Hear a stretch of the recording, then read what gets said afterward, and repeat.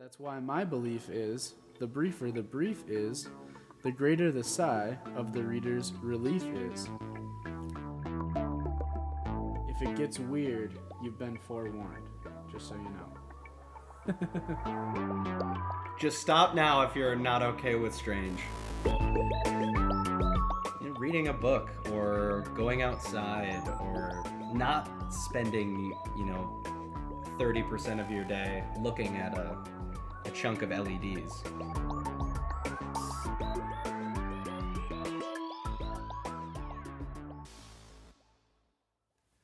Ladies and gentlemen, welcome back to the Narrative Nerds podcast, part 2 of the Poems and Lyrics episode. I'm here, as always, with my best friend, Mr. Shane Patrick Ryan. What is going on, dude? Just enjoying a lovely Monday. I don't know if this will reach everyone else on a Monday, but for a Monday, it's been a really good one.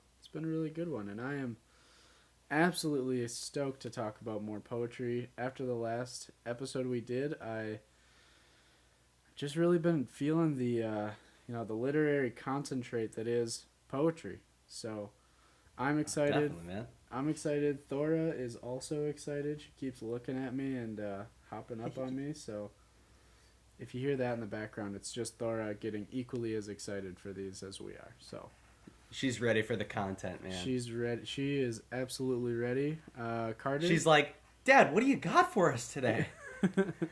Yeah, she's one of our top listeners too. Oh yeah, Yeah. yeah. She's been there since day one. Yeah, most definitely. That's where we get most of our content from. Is I just kind of I run it by Thora. She usually gives me she A might tail walk wag away. or Yeah, she might walk away if it's not on, but if she digs it, you get the tail wagging, you get the wiggle butt, and that's how you know it's good. That's how you know your content's good. She starts twerking for you. Yeah, well, yeah, and she's just so excitable that when you got good content. Oh yeah, and for those of you who've never met the pig, Thora, you walk in the house and if she's cool with you, her butt just goes into full on wiggle mode. It's the cutest thing you could ever see. Like a helicopter where it spins so fast that the blades don't look like it's moving. That's Thora. Stationary. She's super excited. Her tail gets going. Get the wiggle butt. Yeah, the whole spiel. That reminds me of talking about helicopters. Have you ever seen the video where they slow down the frame rate on a helicopter flying and it actually gives off the appearance that the helicopter's blade is not doing anything? Yeah. But it's still flying. Yeah. Yeah, super cool.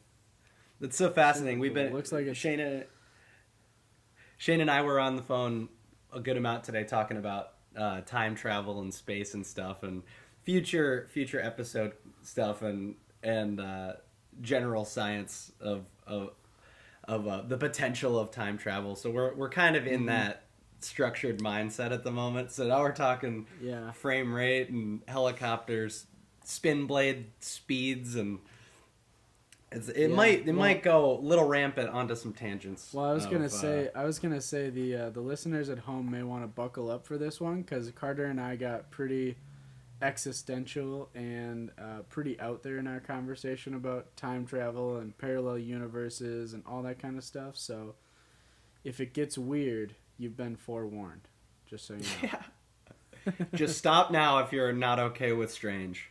Yeah. Speaking of getting weird, let's get into some word. Carter, you want to hop into the first one? Definitely. Yeah, so this is a tune that I'm very close with.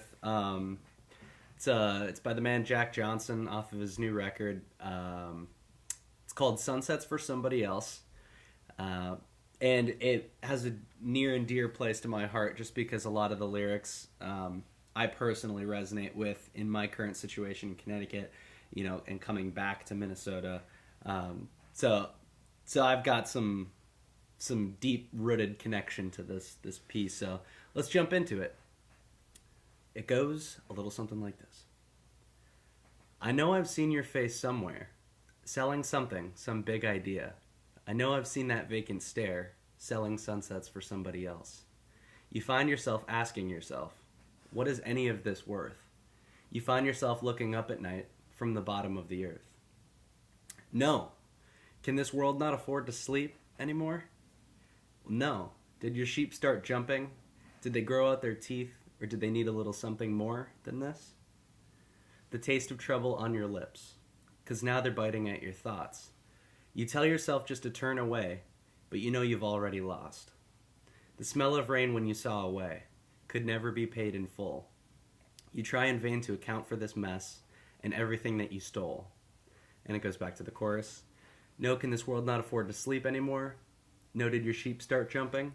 They grow out their teeth. Did they need a little something more than this? 'Cause now they're biting at your feet. They got you running from this place. Now they're breathing down your neck. Your eyes look lonely in your face. I see you looking just out of frame. So what is pulling you there?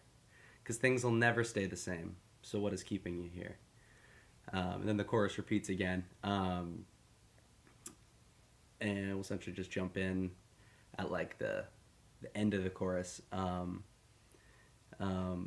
Did they grow out their teeth? Did they need a little something now? Every time you think, well, they'll be biting at your thoughts. And every time you blink, well, you'll be so damn far, but you want more than this. And I know I've seen your face somewhere. So what I take from this piece is that, you know, it's somebody that is working for like a corporation, working for a big company, something like that. Selling sunsets for somebody else, you know, trying to sell happiness on behalf of another party, and feeling like, what is the point of this? I'm not even able to really like express myself through my work. I'm not able to find my own true happiness. So like selling something, some big idea. I know I've seen your vacant stare, selling sunsets for someone else. You find yourself asking yourself, what is any of this worth? You find yourself looking up at night from the bottom of the earth, you know, spending time contemplating over and over and over and over and over, like, why am I doing this? You know, what is the purpose? Carter, kind of to build off that, because in all honesty, when you put this one in the outline and I first read it, I didn't know where to go with it. Like, I guess I don't know, it kind of reminds me, and this may be a stretch, but if you've ever read Red Hot Chili Pepper lyrics, they're very all over the place, so it can be hard to pull out themes and stuff. So that's kind of like sort of what I got for this, but I think you make an interesting part about the corporation aspect, and I kind of see it in the chorus of it, because, you know, it talks about, can this world not afford to sleep anymore, which to me says, you know, like, the way I kind of like logically equate that is, you know, sleep is your most relaxed precious state. Yeah, and it's you know, this precious thing that you can't put a price on, yet it's a commodity, and it's something that you know, we can't afford. Also, you know, time is money, and therefore you can't afford to sleep because you have to continue to work. Exactly. And then also kind of taking that metaphor of sheep, and you know, in the chorus he also goes, "No, did your sheep start jumping?" And I think the metaphor of sheep in this is also interesting, because it's like, you know, the idea of business people as followers, as like, you know, they follow where the money is, they follow where the big ideas are. People ride coattails, stuff like that, much like a sheep follows a shepherd. Or definitely, yeah. You know, people within a corporation may follow like the CEO, or like, you know, the big suit up at the top of the chain. Yeah, and another part about that is, instead of growing out their wool, he says, did your sheep start jumping? Did they grow out their teeth? Like, did they become vicious, maybe, perhaps? Yeah. Instead of growing wool, they grew fangs, or, you know, sharper teeth to, you know, take down the next guy. Sure. And maybe that kind of also goes into, are your sheep furthering themselves from comfort and more towards utility, more towards offensiveness, you know? Because, like, sheep are not predatory, and, you know, they're herbivores, so, like, you know, the line of they grow out their teeth is kind of interesting too, and the fact that What do they use their teeth for, and is that really their purpose? And maybe Jack Johnson, and if we can suppose, which we do a lot when we're deconstructing works, but if we can suppose that that's what he means, maybe he's just really getting at the idea that there are people out there that are putting all this time and effort into something that maybe isn't something that they want to do, or maybe it is something unhealthy for them even, or unnatural. Yeah. Yeah, because then the next line is, did they need a little something more than this? The taste of trouble on your lips.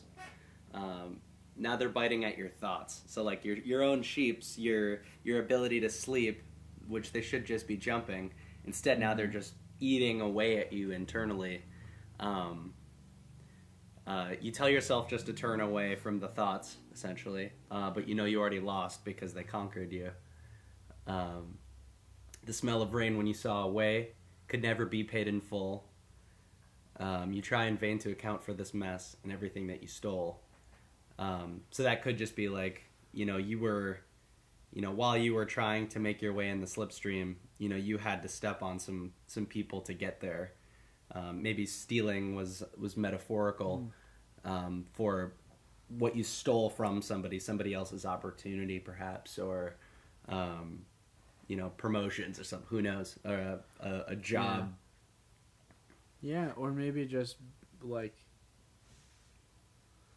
that whole idea of like being cutthroat or something. Carter, I have a question for you about this. Uh-huh. So the title of the song is Sunset for Somebody Else. What do you think he means by sunset in that title? I think like a special moment. Like, you're selling somebody happiness on behalf of a different company, like, because it doesn't say it in the title, selling sunsets for somebody else, but in the choruses it says selling sunsets for someone else, implying, I think, like, you're doing the hard laborious work so somebody else can enjoy that special moment of the sunset, where it's just like the calm peacefulness of that instance. Yeah, and you know what? You make an interesting point about like doing all the hard work, putting in an effort for somebody else to enjoy something momentary like a sunset is. Because, a sunset only lasts as far as wherever you are on the earth until, the sun goes from dusk to below the horizon, right? So like it's a very momentary thing, but it's not something people enjoy in like a longevity sense, but they have a high value for. So maybe it's just chasing something that maybe you can't really, maybe it's just chasing something that you really can't obtain or I guess commodify, if that's a word, that you really can't like turn into like a commodity, Yeah. That it's something that it can't be filtered into a corporation. I don't know. Shane, I got a question for you about a line in this, or a couple lines, I should say, that follows. Did you need a little something more than this? Now they're biting at your feet. They got you running from this place. Now they're breathing down your neck. Your eyes look lonely in your face. I see you looking just out of frame. What is pulling you there? Because things can never stay the same. So what is keeping you here? How do you feel about those lines? One thing that I really like that Jack Johnson does is like he creates this character in this song that is almost like generic enough to mean one person, but specific enough or it means enough that it can mean, or that it's this one single person, probably, I'd assume, unless this is just kind of like an ambiguous concept that he pulled from wherever. But like, well, yeah, they do say now they're breathing down your neck. And to me, so it could be a couple. I think those lines that you pulled out really just kind of note on the character in this having a sort of like sense that this isn't the end goal, or this isn't where they find their true happiness. Yeah. Even though maybe you look at it as like it's a sunset for somebody else, so they're providing a happiness for somebody, but I think that it's kind of like begging that question of like, what am I doing with my life thing, like. Mm-hmm. I think Jack Johnson is asking us to really think like, what are we doing here and now, and why are we doing it? Because if you don't have any purpose, then what's the reason to the rhyme? If you'll excuse my. For sure. Yeah, I think you really draw a good point there. And I think the reason, and it's something that I just actually stumbled across myself, is the dissociation that Jack Johnson paints for this individual who's like so mentally frustrated with whatever the situation is of corruption or difficulty working in this environment, because I see your eyes looking at a frame, like away from whatever's going on. What's pulling you there? Things aren't going to be the same, so what's keeping you here? Mm-hmm.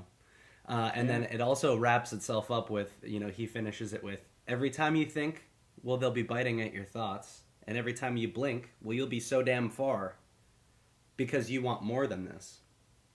You're so dissociated with what's going on, so why are you involved? It might not even be, a bad work environment or a bad surrounding situation. It might just be somebody that's super dissociated in even something that could be good, but this individual sees it as not worthy of their time and effort and is focused on something else that's, disconnected from them, that's out there that they could find, but, and I think that's why I really resonate with the song, is because I've been feeling that way, like out in Connecticut, being a little bit sheltered from the music industry and from being around people, and so and I feel the same way. I do find myself looking up at night from the bottom of the earth going like, man, there's so much more to this world, so much more out there.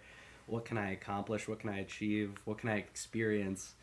And that's really why I love this song. And I do love how he wraps the entire song. He starts the song with, I know I've seen your face somewhere. He ends it with, I know I've seen your face somewhere.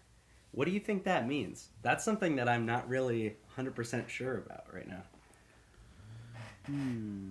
Well, because it's the narrator of the song is per se Jack Johnson talking about a different individual that he's observing.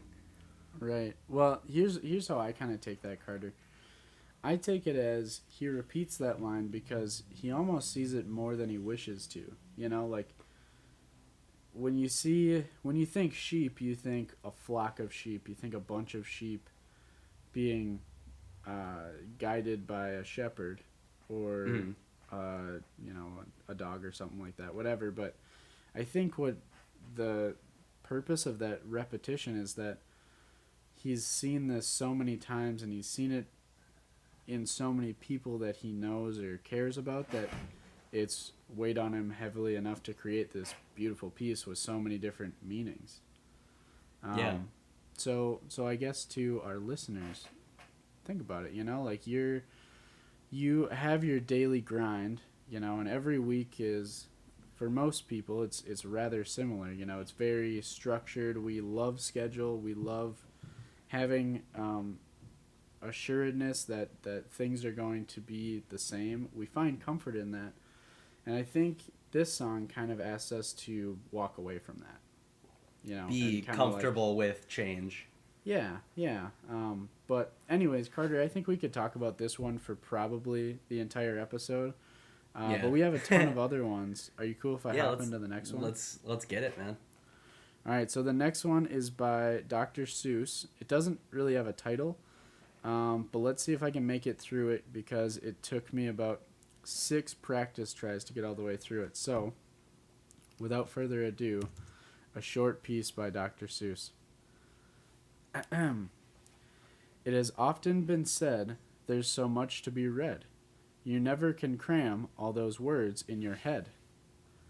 So the writer who breeds more words than he needs is making a chore for the reader who reads. That's why my belief is the briefer the brief is, the greater the sigh of the reader's relief is. And that's why your books have so much power and strength. You publish with shorth. Shorth is better than length. Nailed it. Bam, I fucking killed that shit, dude. I am so proud of myself, dude. I am too, man. Dr. Seuss is just an insanely great wordsmith in the way that he like winds the words together and creates this thing where like at first glance you're like, this is just a tongue twister. But then after you think about it more, it becomes multi-dimensional. Seriously, yeah, this is such a cool poem. But yeah, also I'm a wicked mumbler, which I hope you guys can't tell by listening to the podcast, but I am terrible with mumbling. So for me to get through that I'm patting myself on the back just a little bit. I am, dude. I was so excited. We got to that last paragraph, and I'm like, "Oh, baby, here we go. Yeah, Can he do it?" Okay, so let's dive right in. Carter, what's your first thoughts about this? Let's just break it down. What is like he's saying just with what's he saying? I think in general he's saying don't over cram your content. Let it speak for itself, and there's no sense in adding all these extra adjectives and filler words that don't really pertain to the message. It's just better to get the message out there and slap it on the plate, even if that means the reader is a little bit less maybe if like the words are a little less detailed. You don't always need the extra details. And I love that he uses the word shorth. Yeah, it's classic Dr. Seuss fucking making up words. Yeah. But yeah, no, I think you make a good point too, in that like it's just essentially getting down to the nitty gritty of whatever you're trying to portray, And yep. Part of that I find interesting, and maybe it's just that it's Dr. Seuss's like personal experience, maybe, but it discusses the relationship between the reader and the writer. Because I think it's one thing, like when somebody tells you that they read a good book, or when you're telling somebody about a good book you read, or this cool article you saw, or something, people want you to like justify why that's good and why they may want to check that out or something like that, but you never really hear from like creator to creator. And this piece by Dr. Seuss almost sounds like he's talking to another writer saying, hey, maybe pump the brakes when you're dumping in a ton of like exposition, or when you're dumping in a ton of stuff into your work. It's great, but maybe you just pump the brakes and take it easy and take the reader on a nice windy cruise rather than going 100 down the highway. True. And make it scenic, but don't overcomplicate things. Yeah, and I think it's like the kiss system. Keep it simple, stupid. Yeah. Get to the point, but make it a fun trip. Right. And I think he also makes a note in here. So the second stanza, if you will, is, so the reader who breeds more words than he needs is making a chore for the reader who reads. And I think it's interesting that first off, I think there's a lot in this stanza, but let's just go line through line. So the fact that the writer is breeding these words, I think, is interesting, because from my personal experience, whenever I write, you write something, and then when you come back, you go, oh, you know what? This would be great if it just had this and this and this, or like, oh, I need to go more in depth. And so like, you have this original idea that you start with, and then you continue to build off it, and it multiplies, and it becomes this like, sometimes it becomes this disgusting mass of like, there's maybe a little underlying point you're trying to make, but you buried it in all this shit and all this word vomit that you breed it. Yeah. You know. Exactly. And then going into making it a chore. Obviously, it's it's getting at the heart of it, which is the entire heart of this piece, which is saying you're making it harder on your reader. You know, like kind of know your audience and know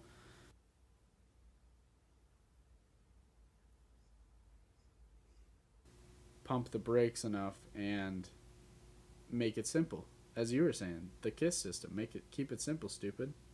Exactly. And And a big part, yeah, like what you were saying, is he probably is talking to another writer, and that's why your books have such power and strength. You published with shorts, so I think he's celebrating someone, being like, "Bravo to you for doing the thing that I believe in." yeah, I think this is the best way to write, so like, good on you. yeah. No, I think this one's good, and I think, you know what? I don't think we need to bury this one with, oh, what do you think he means when he stops the line with is or anything like that. It's pretty self-explanatory, but I think this great. one's, I think this one's solid message, very quick and to the point. Yeah, it's a good one. And that's actually like a quote more so, right? Than it is like some of his work in a book, right? Yeah, I want to say, so this was a quote we found on one of the websites celebrating Dr. Seuss, and the way that they framed it made it seem like it was not necessarily Iconic. a published poem, but it was just like a quote he said. But could you imagine being an interviewer and being like, Dr. Seuss, you're such a prolific writer. Can you maybe give some, maybe give like a little bit of advice to writers who aspire to be a wordsmith like you? Could you speak on that? And this dude pumps out a 5-stanza poem that's just, it's lyrical and it has flow and it is just, it's in Powerful. his breadbasket. I mean, it's beautiful Dr. Seuss composure. Could you imagine that? I mean, that would just be incredible to witness, you know? Oh, I know. Yeah. It really would. All right, Carter. Well, should carry on? Yeah, I have another one for you. Yeah, so this one was donated. I shouldn't say donated. It was suggested by my sweet dear mother. Shout out, Tina. What up, Tina? Much love. I just called my mother Tina. That's weird. What up, Tina? Love you, Ma. All right. Well, this one was your suggestion, and it's more on the goofy side. It's maybe not quite so deep, but we figured we'd throw a chuckle one in there. And Shane and I both have beards, so we thought, all right, it'll work. Yeah. So this is called My Beard by Shel Silverstein. Gotta have some more Shel. He's just a G. So it goes a little something like this. My beard grows to my toes. I never wears no clothes. I wrap my hair around my bear, and down the road I goes. And the image, I'll have to find the image of this because it's really nice. It's just like a little short, stumpy guy with his whole beard as his outfit. Covering himself. Yeah. I like this one because, and there's, Silverstein has a few of them that are super short, but they are just goofy as shit, man. I mean, I don't know. I just imagine him, standing in a McDonald's, ordering, a filet of fish meal. Coke, no ice, and he turns around and there's a dude there with overalls and no shirt underneath, and his beard's flowing down and covering his nips and stuff, and Shel's like, holy shit, I'm publishing something on that, that is gold, man. That's what I'm imagining was the inspiration for this piece. Yeah, and I'm sure this character in his day-to-day experience when the bearded man goes to McDonald's to get a filet of fish, he walks up. He can barely talk because there's so much beard. Yeah. He's tripping over his beard all the time, dragging the bottom of it and across the ground. It's pretty much just a mop at that point. Yeah. Well, that's good. Yeah. No, that one's great. It's a nice little chuckler. Yeah. Yeah. So we've got this one by Earl Sweatshirt, tune called Chum. This one was your recommendation. Yeah, yeah. Do you want to say why you like this song in So particular prior to jumping in? yeah, and I'm sure we'll note on it a little bit more after reading it. But one reason why I like, so let me first say that if lyrics are poetry, I think that looking at some rap or hip hop lyrics outside of the song can make the impact of those lyrics tenfold. I mean, Mm. there's so many artists out there that um, have these crazy life experiences that they express through song, but a lot of the times I think people just remember the beat. Does it slap? Is that beat lit, if you will?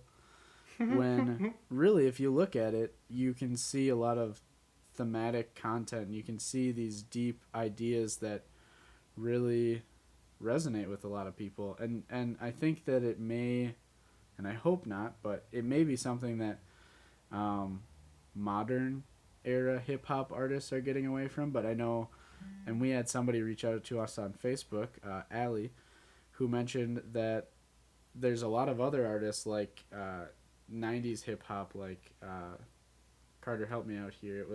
She mentioned NWA. What Nas, were some of the other Biggie, ones? Yeah, Tupac. Tupac, Um, yeah. Even more What's the other modern one? ones like Atmosphere, for instance, has some really Sure, good, yeah.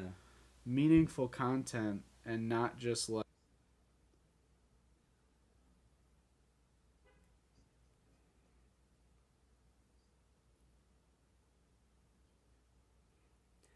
Yeah, like even I've got a couple of friends. I'm actually wearing one of their shirts right now. We performed the Deeply Rooted Tribe. Shout out to you guys. Mm, They make some incredibly conscious stuff, along with Lifted Minds.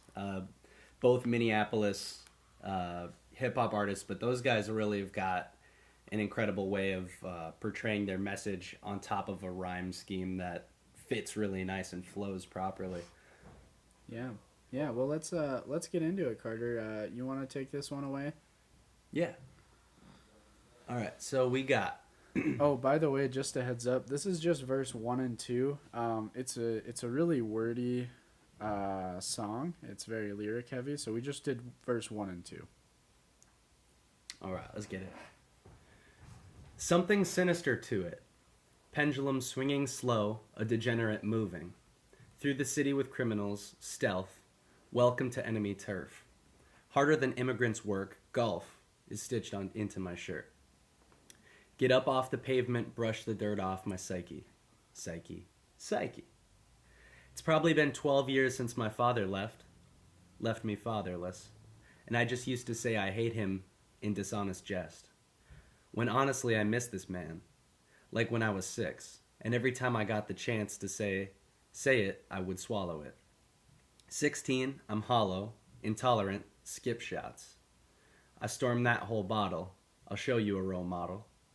I'm drunk, pissy, pissing on somebody front lawn. Trying to figure out how and when the fuck I missed moderate. Mama often was offering peace offerings. Think, wheeze, cough, scoffing and he's off again. Searching for a big brother, Tyler was that. And plus he liked how I rap. The blunted mice in the trap. Too black for the white kids and too white for the blacks. From honor roll to cracking locks off them bicycle locks. I'm indecisive, I'm scatterbrained, and I'm frightened. It's evident. And them eyes, where you hiding all them icicles at? Mm. There's some really fucking heavy stuff, dude. Yeah. Like it Really goes into heavy stuff. his past, his present, how he acts now because of situations in his past. He's a little butthurt he didn't tell his dad he loved him more, that he cared about him. Yeah. There's so much involved in this. Yeah, well, and I think that, so one thing that I was just picking up kind of as you were reading, Carter, was that, he talks about when his father left, and when he was 6, he wanted to say that he missed his dad, and then it jumps to 10 years later, and it shows this almost like it shows this stagnance that he can't get away from. Like he even notes that uh, he was, you know, getting up to no good. Quote, drunk, pissy, pissing on somebody front lawn. End quote. And then he goes into his mom was offering peace offerings, but then he kind of dismays it. He kind of walks away from that, which I find interesting because it almost begs the question of like what we find important. Like the speaker in this finds male influence of the utmost importance because even though his mom was kind of like trying to meet him in the middle, offer some Yeah. in my reading of this, offer him some peace of mind. He didn't even think about it. He just scoffed, walked away, but then he looked for a big brother who, he could learn from. But then he goes back to say the blunted mice in the trap after saying he found his big brother Tyler. Mm. The blunted mice in the trap kind of notes on that idea that it is a trap, that, like maybe he should have listened to his mom more. Maybe he shouldn't have valued the male influence because he could have found something different from the matriarch, from the female influence. You know what I mean? Exactly. Yeah.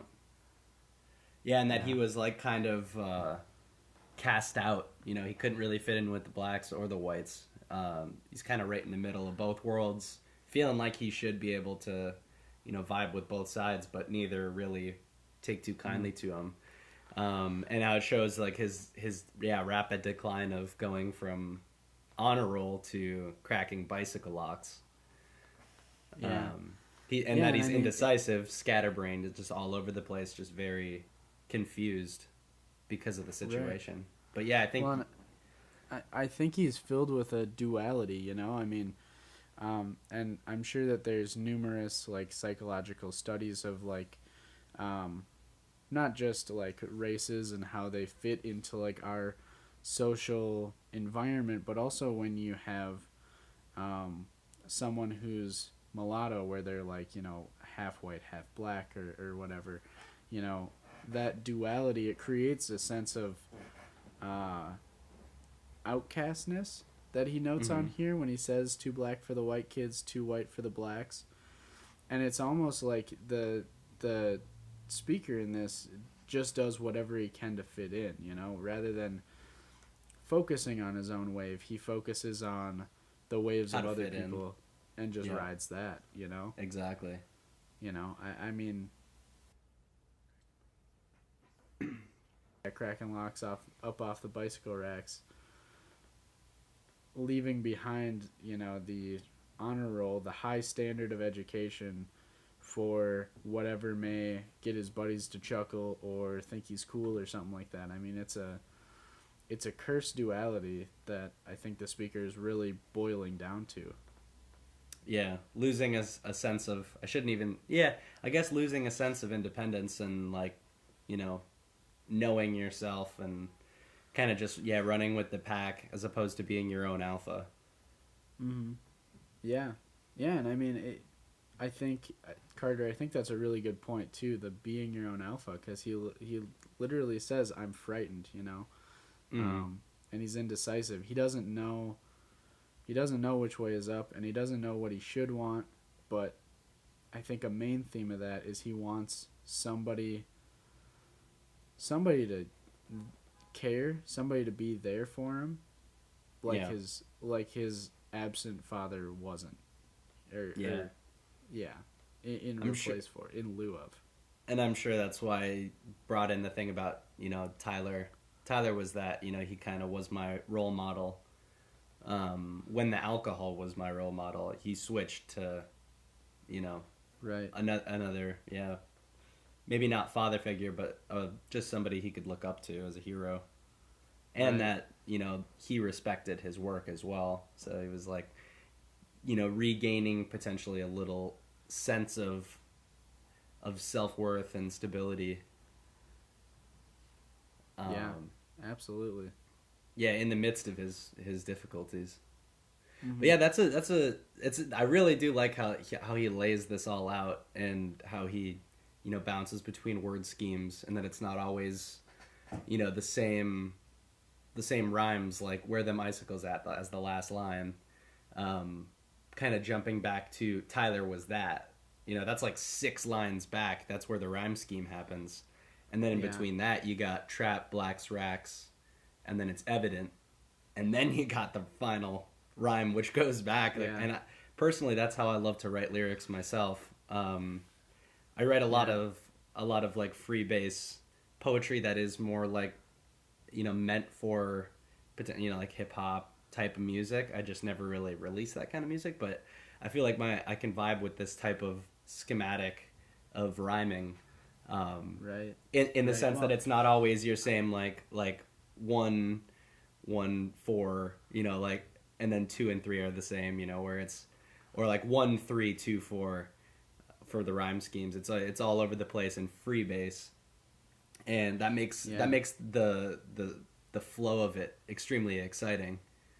Yeah, and I think kind of on that note, I think it's interesting the way he does like in rhymes where the words within one line will rhyme.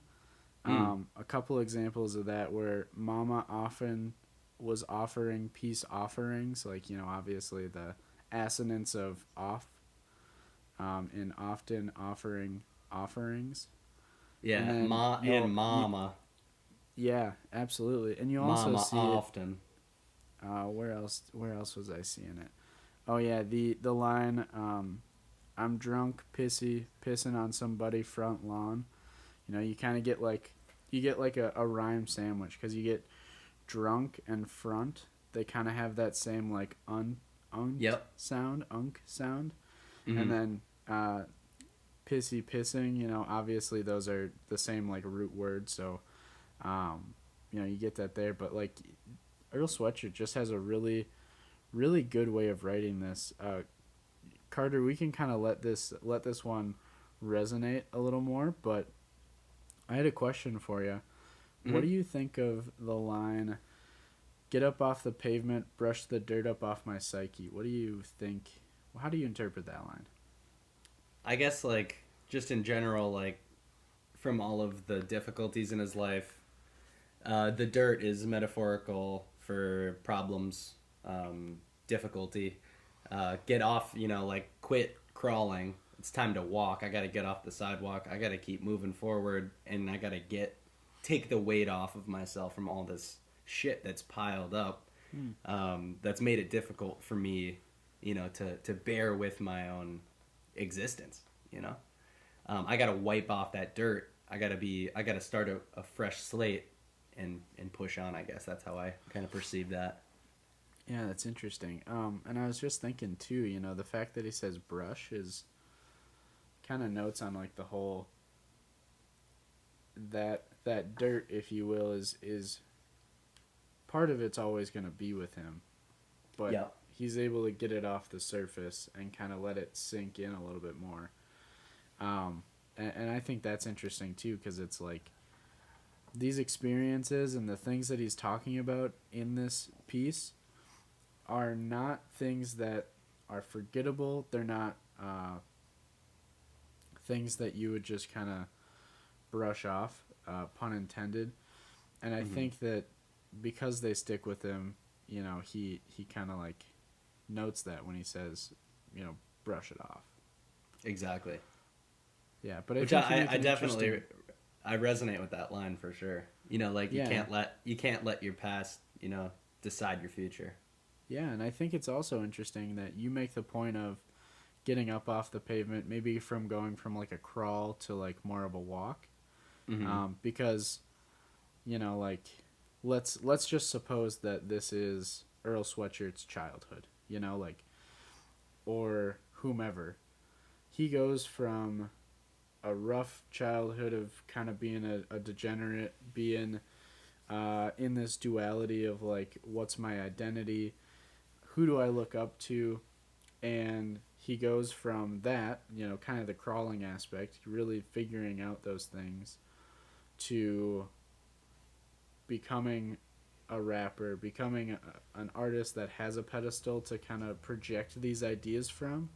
Mm-hmm. And so maybe like getting up off the pavement, brushing off those hardships, but always keeping a part of them so that he can put it out into the world into something valuable. Definitely. That's Maybe, good, man. Maybe I'm supposing too much, but you know. Don't push it now. Don't push it now. But yeah, no, I think this one's really good, and I definitely encourage anybody out there who listens to a lot of like hip hop, especially like some of the older stuff, or people who have had a lot of hardship in their life. Go and look up like the lyrics and just read them and think about the way that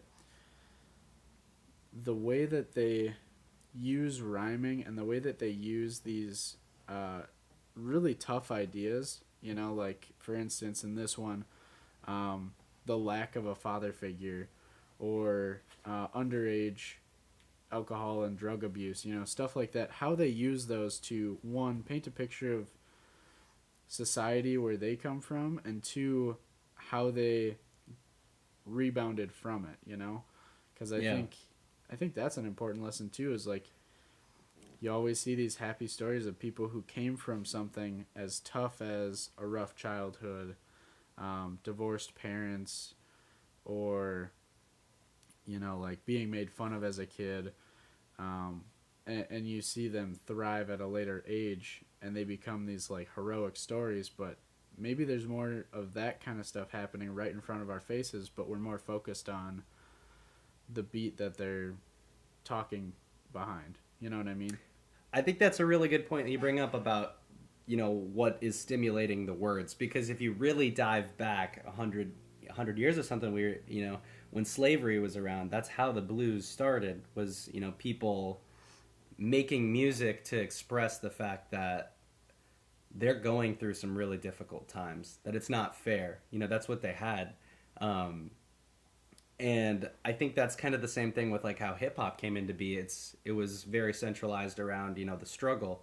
You know, there's a lot of people, you know, back in those days rapping about Compton and you know, surviving on the streets in such dangerous situations, and then you know, hardships with families and with girls, and maybe your wife.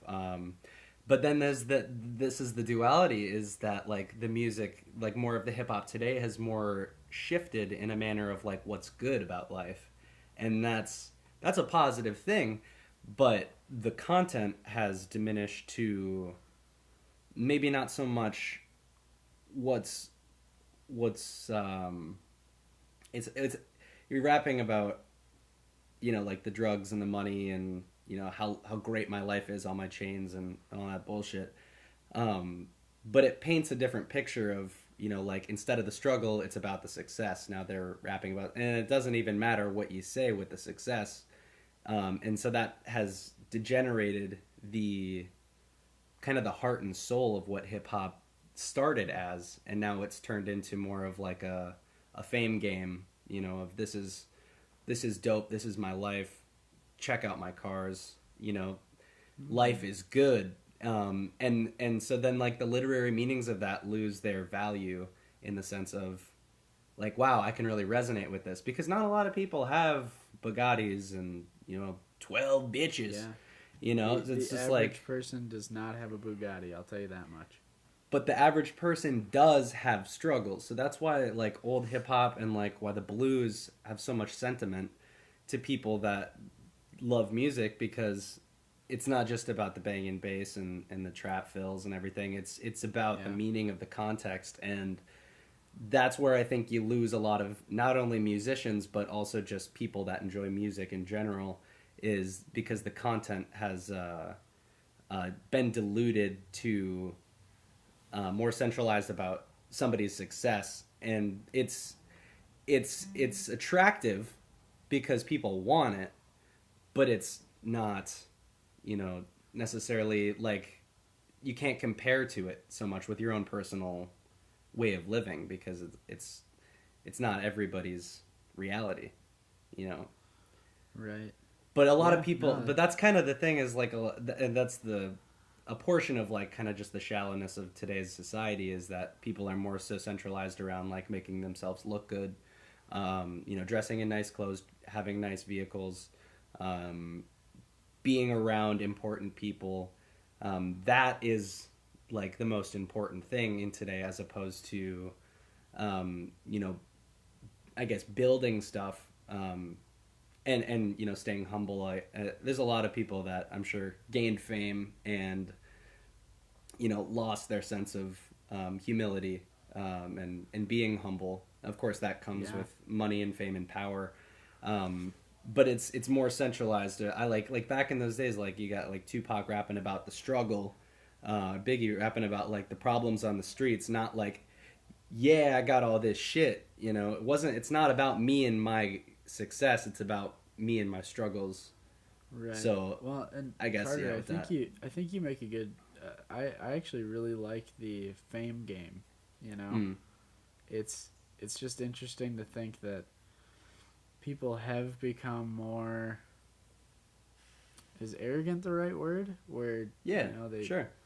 Maybe they feel like that is the way to show, and we'll go with the trope of what being a man is. Is being a man having all these things?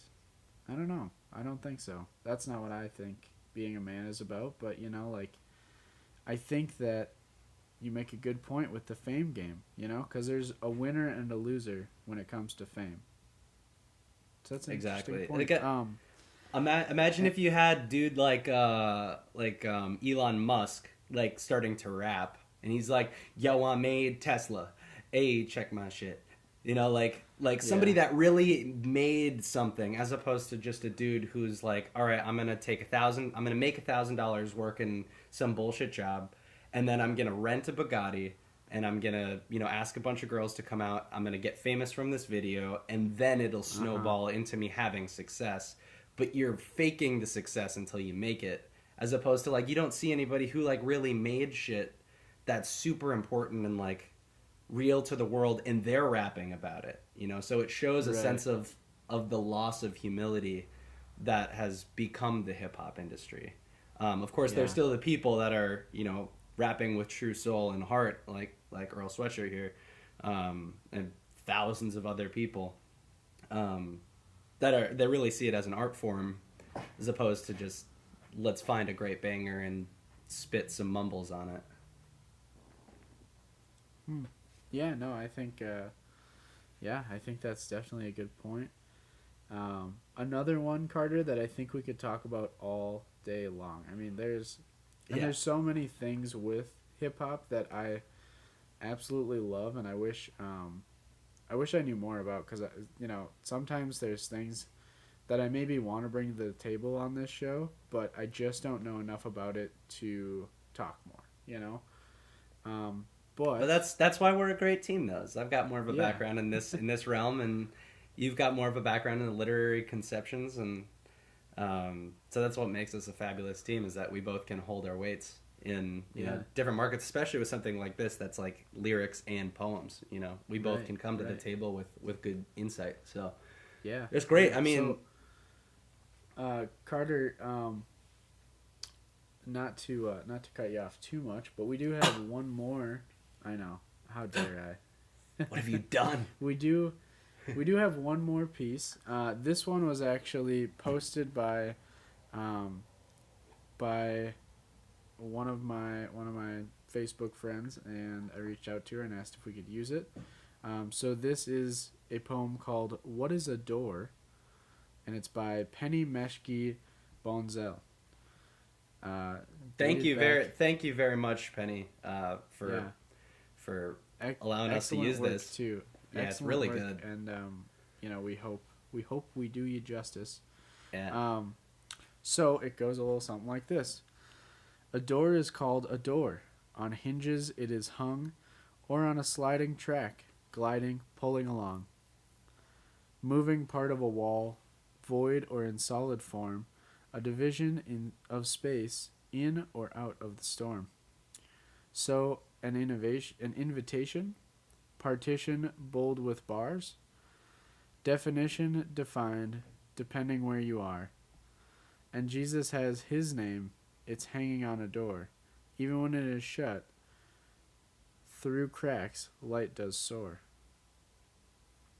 Yeah, that's a very powerful piece and has a Yeah. couple of different approaches to how you want to perceive it.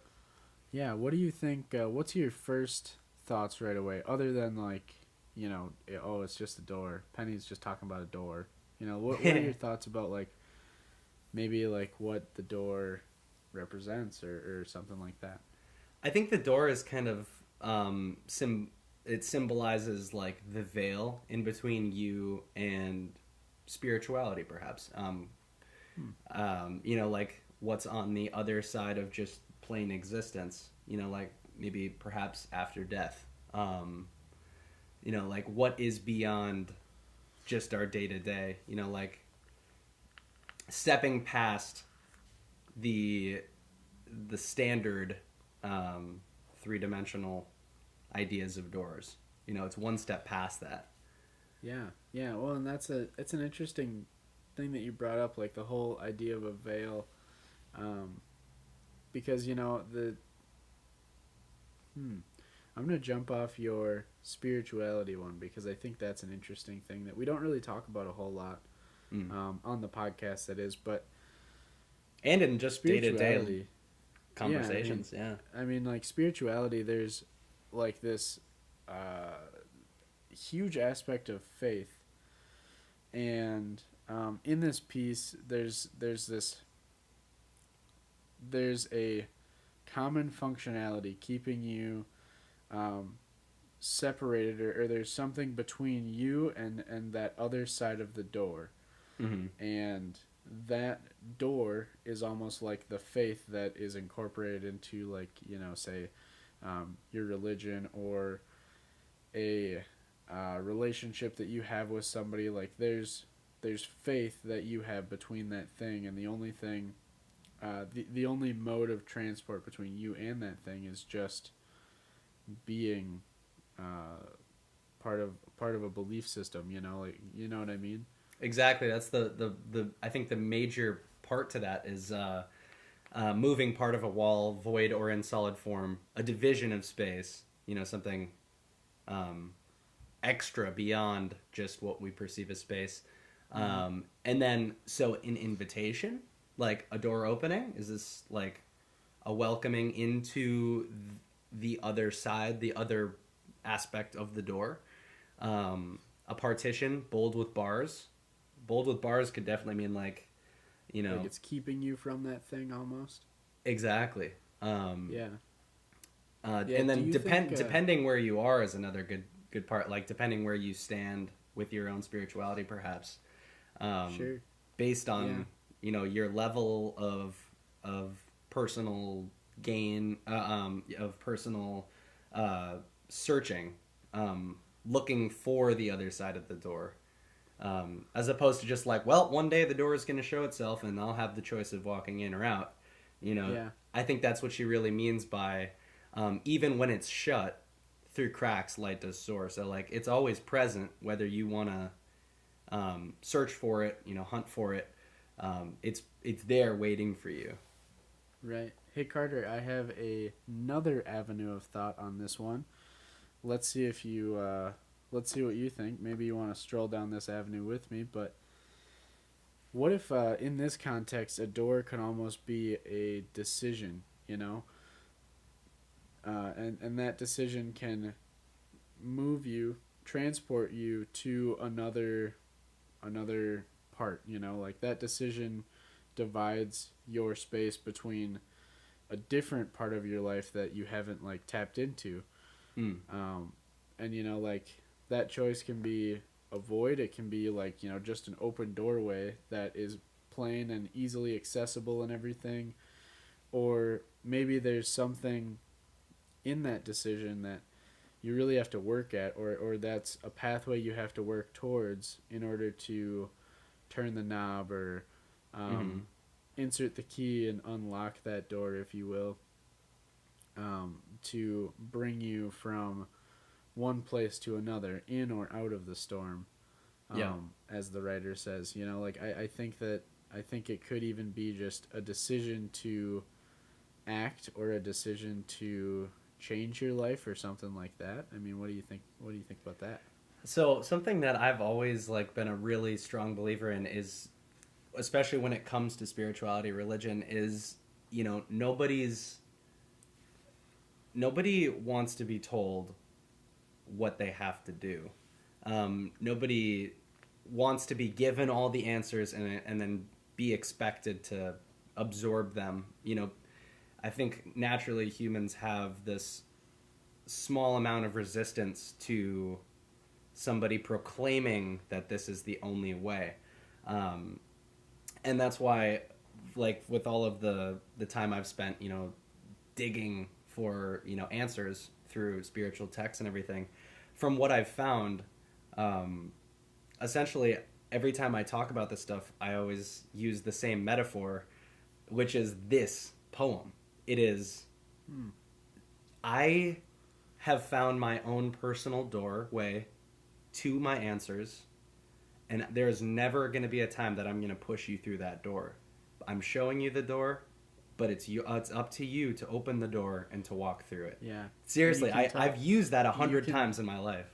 You can tell somebody what the other side of the door looks like, but to somebody that you're explaining this to, you know, they might see that the grass is still greener on their side, you know, and I think that's a really good point too, is that it really does depend on where you are, and it, you know, you got to use, you know, you got to use that metaphor too to kind of like explain that to them, because that is a big thing that I think may scare some people from like religions, is this whole like getting like a conversion kind of thing. And I have a lot of respect for anyone who, because my whole thing is whatever gets you through the day, that gets you through the day. I mean, as long as you're not harming others and you have respect for other people, who am I to tell you that you're doing it wrong? Exactly. And I think the way you put it is really important too, that just providing a perspective and providing like an explanation of like, hey, this is what gives me peace of mind, this is what makes me feel like a good person, that can be what somebody needs, you know, that could be something that they take seriously, or hopefully they take seriously. Exactly. Yeah, that absolutely. there's light on the other side of the door. And you know, it's always there for you. It's just a matter of if you want to walk through that thing and see what's on the other side, you know. Absolutely. That's a fabulous poem, Penny. Thank you very much. Yeah, Penny, thank you so much for allowing us to talk about your beautiful poem on our podcast. And to anyone else who maybe has a poem out there, Carter, I think we're planning on continuing this theme for another couple more weeks, if you're down for it. Yeah, I mean, and if we need to jump into something else, it's definitely going to be a reoccurring idea, because there's so many small poems or lyrics that deserve to be talked about. And this is, I mean, alongside the news network now and reviews and all that extra fun stuff and more things I'm sure we'll think of in the next couple months. Right. So, we haven't ironed out what next episode's going to be, but it's going to kind of be in the same ballpark. So, you know, catch us for that. But as we kind of leave you this week, we wanted to leave you with just a short little quote from Roald Dahl. So please, oh please, we beg, we pray, go throw your TV set away, and in its place you can install a lovely bookcase on the wall. I don't think we really talked about this one in the last episode. We just kind of left it as a floating note. And as much as I'd like to do that, for you to just, you know, I think it's at least worth throwing in a minute of why we think this is such a great little piece. Tell me all about it, Carter. You tell me what you think, and I will maybe throw a couple cents in there. Yeah. So, I mean, it's obvious what this implies. There's no work beating around the bush on this one. It's clear as day. Just the fact that as a technologically advanced civilization, we spend a bit too much time on electronics, and that steering away from that sometimes, and reading a book or going outside, or not spending 30% of your day looking at a chunk of LEDs, with content. There sure is a lot of content, but there's a lot you can learn from that, but there's just as much, if not more, to be learned going out and experiencing the real thing in your day-to-day. So absolutely, and I completely agree with that. And for me, I think the most interesting part of this short little quote poem thing is the we, that it comes from, the we beg, we pray. It's almost as if like arts in general are asking you this, that they're begging you to maybe give them a chance in this media saturated world. Yeah, cool. Well, Carter, anything else, or are you ready to wrap up? I think that's a pretty fair assessment of today's learning and discussion. Right on. Well, again, thank you so much, everyone, for listening in. This has been your podcast, really. I mean, we're not doing it just for us. We're doing it for you guys, whomever is listening out there. You can always find us on Spotify, on YouTube, and our host site, Podbean, as well as Facebook. We post all of our updates there. We also, just kind of like ask questions. If you want to send us any of your own work, or if you have any suggestions, anything like that, I mean, please just go ahead and reach out. We're super open to anything new. I mean, we're a people's podcast. We just want to deliver stuff that you guys like. So reach out to us. You know where to find us. And as always, I've been Shane Ryan. Thanks so much for joining us. And I've been Carter. Thanks for tuning in, guys. Have yourself a marvelous week. We look forward to jamming with you again soon. Until next time, stay nerdy. Nerds out.